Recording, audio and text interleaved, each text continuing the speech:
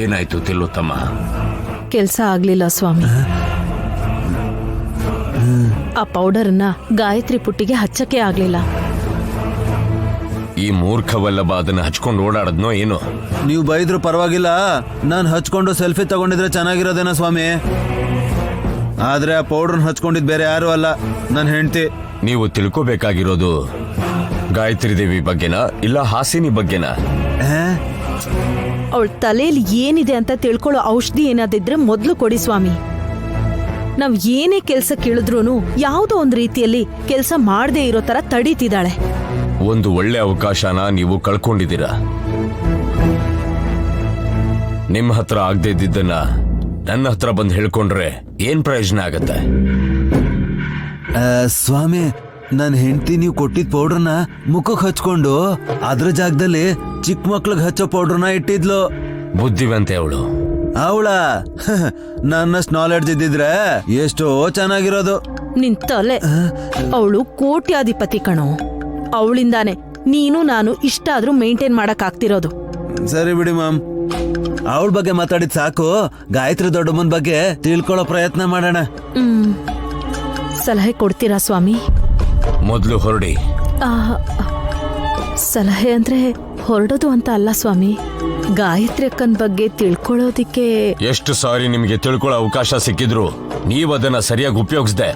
ನಾನು ಒಬ್ನೇ ಏನ್ ಮಾಡಕ್ಕಾಗತ್ತೆ ತಿಲೋತ್ತಮ? ಸಮಾಧಾನ ಮಾಡ್ಕೊಳ್ಳಿ ಸ್ವಾಮಿ. ಏಯ್ ಕೇಳೋ, ಮ್ಯಾಚ್ ಬಾಕ್ಸ್ ಇದೆಯಾ ಸ್ವಾಮಿ? ಇಡಿಯಟ್, ಏನೋ ಕೇಳ್ತಿದ್ಯಾ? ಸಾರಿ ಸ್ವಾಮಿ, ಅಭ್ಯಾಸ ಬಲ ನೋಡಿ. ಇವನು ಹಾಸಿನಿಗಿಂತ ಪೆದ್ ನನ್ ಮಗ ಸ್ವಾಮಿ. ಇಬ್ರನ್ನೂ ಕ್ಷಮಿಸಿ ನನ್ ಮೇಲೆ ದಯೆ ತೋರಿಸಿ ಗಾಯತ್ರಿಕನ್ನ ಪತ್ತೆ ಹಚ್ಚೋದಿಕ್ಕೆ ಯಾವ್ದಾದ್ರೂ ದಾರಿ ತೋರಿಸಿ. ಒಂದೇ ನಿಮಿಷ.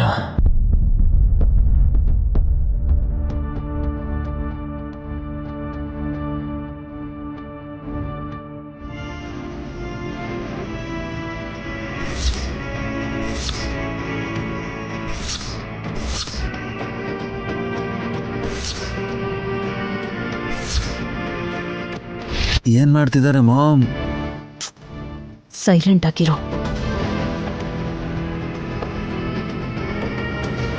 ನಿಮ್ಮ ಶ್ರೇಯೋಭಿಲಾಷಿ ಯಾರು? ಇನ್ಯಾರು? ನೀವೇ. ನನ್ನ ಹೊರತಾಗಿ ಸುಮನ. ಅವಳಿಗೆ ಗಾಯತ್ರಿ ದೇವಿ ಬಗ್ಗೆ ಏನೂ ಗೊತ್ತಿಲ್ಲ. ಇನ್ಯಾರಿದ್ದಾರೆ ಸ್ವಾಮಿ? ನನ್ನ ಸ್ವಂತ ಹೆಂಡತಿ ಕೂಡ ನನಗೆ ಶತ್ರುನೇ. ಅವಳು ಅವ್ರಿಗೆ ಸಪೋರ್ಟ್ ಮಾಡ್ತಾಳೆ. ಹಾಗಾದ್ರೆ ನಿಮ್ಮ ಪರವಾಗಿ ಯಾರೂ ಇಲ್ವಾ? ನಮ್ಮೇಲೆ ಅಭಿಮಾನ ಇದೆ ಅಂತ ಅಲ್ಲ, ನಮ್ ಕುಟುಂಬಕ್ಕೆ ಶ್ರೇಯೋಭಿಲಾಷಿಯಾಗಿ ಇರೋದು ಅಂತಂದ್ರೆ ಕುಲಗುರುಗಳೇ. ಏನೇ ನಿಂಗವ್ವ ಎಲ್ಲಿದೆ? ಡಮಕ್ಕ ಸೋಫಾಲ್ ಮಲ್ಕೋಬೋದಲ್ವಾ? ನಾನು ನಿದ್ದೆ ಮಾಡ್ತಿರ್ಲಿಲ್ಲ ಪಾಮು, ಅಮ್ಮನ್ ಧ್ಯಾನ ಮಾಡ್ತಿದ್ದೆ. ಊಹಿಸ್ದೇ ಇರೋ ಪರಿಸ್ಥಿತಿ ಒಂದ್ರ ಮೇಲೆ ಒಂದ್ ಬರ್ತಾನೆ ಇದೆ. ನಮ್ಮನ್ನೆಲ್ಲ ಕಾಪಾಡು ಅಂತ ಮನ್ಸಲ್ಲೇ ಬೇಡ್ಕೋತಾ ಇದ್ದೀನಿ. ಅಂದ್ರೆ ಏನು ಡಮಕ್ಕ, ಇವತ್ತು ಟೈಮ್ ಸರಿ ಇಲ್ವಾ? ಟೈಮ್ ಅನ್ನೋದು ಯಾವಾಗ್ಲೂ ಚೆನ್ನಾಗೇ ಇರತ್ತೆ ಚಿಕ್ಕಪ್ಪ. ಮನುಷ್ಯರೇ ನಿನ್ನೆ ಇದ್ದ ಹಾಗೆ ಇವತ್ತಿರಲ್ಲ. ಅವ್ರು ಬದಲಾದಾಗೆ ಸಿಚುಯೇಷನ್ಸ್ ಆಟೋಮೆಟಿಕ್ ಆಗಿ ಬದಲಾಗುತ್ತೆ.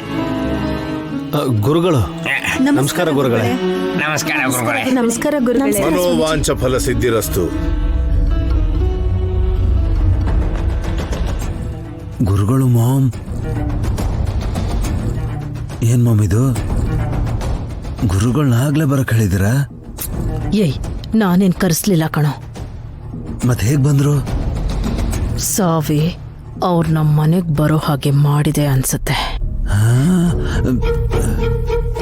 ವಿಷ ಪ್ರಯೋಗ ಮಾಡಿ ಸಾವಿನ ಹಂಚಿನವರೆಗೂ ತಗೊಂಡ್ ಹೋದ್ರೆ ಗಾಯತ್ರಿ ದೊಡ್ಡಮ್ಮ ಅವ್ರ ಪುನರ್ಜನ್ಮದ ಬಗ್ಗೆ ತನಗ್ ಗೊತ್ತಿರೋ ನಿಜನ ಹೇಳ್ತಾರೆ ಅಂತ ಅನ್ಕೊಂಡ್ವಿ.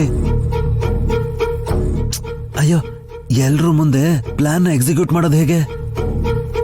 ಈ ತರದನ್ನ ಬೇರೆಯವ್ರ ಮೇಲೂ ಎತ್ತ ಹಾಕ್ಬೋದು ಕಣೋ. ನಾವೇನೇ ಮಾಡಿದ್ರು ನೈನಿ ಅದನ್ನ ಗ್ರಹಿಸ್ತಾಳೆ. ಆದ್ರೆ ಪಾಪ ನಾವು ಮಾಡಿದ್ರು ಫಲ ಅವಳ ತಂಗಿ ಸುಮನನ್ಗೆ ಕಟ್ಬೇಕು. ಅದ ಹೇಗೆ ಮಾಮ್? ಸಾಯೋದು ಗುರುಗಳು, ಸಾಯಿಸೋದು ನಿನ್ ಚಿಕ್ಕನಾದಿನಿ. ಶಾಕ್ ಆಗ್ತಿದ್ಯಲ್ಲ? ಆದ್ರೆ ಅದ್ ಹೇಗ್ ಪ್ಲಾನ್ ಮಾಡ್ತೀರಾ ಮಾಮ್? ನಾನು ಮಾಡ್ತೀನಿ, ನೀನ್ ಸೈಲೆಂಟ್ ಆಗಿ ನೋಡಿ. ನಮಸ್ಕಾರ ಗುರುಗಳೇ. ನಮಸ್ಕಾರ ಗುರುಗಳೇ. ನಮಸ್ಕಾರ ಗುರುಗಳೇ. ಕರ್ದಾಗ ಬರೋ ನೀವು ಕರೀದೇನೆ ಬಂದ್ರೆ ನಮ್ಗೆ ಇನ್ನಷ್ಟು ಸಂತೋಷ ಆಗುತ್ತೆ. ಒಂದು ಸಲ ನಿಮ್ಮೆಲ್ಲರನ್ನು ನೋಡ್ಕೊಂಡು ಹೋಗೋಣ ಅಂತ ಅನಿಸ್ತು ವಿಶಾಲ.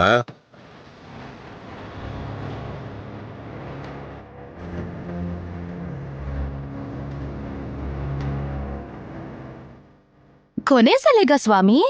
ಸುಮನ, ಏನ್ ಮಾತಾಡ್ತಿದ್ಯಾ?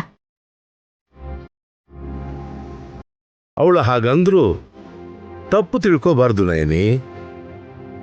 ವಯಸ್ಸಾಗಿರೋ ನಾನು, ಮೃತ್ಯು ದೇವತೆನ ಜೊತೆಯಲ್ಲೇ ಇಟ್ಕೊಂಡು ನಡೆಯೋನ್ ನಾನು.